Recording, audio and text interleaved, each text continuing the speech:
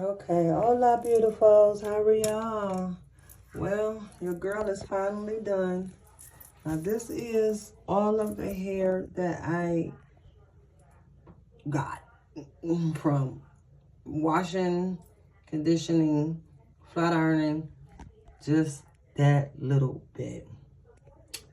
And with that being said, that's like at least 95% less than what I used to do before I started using Bask and Lathers.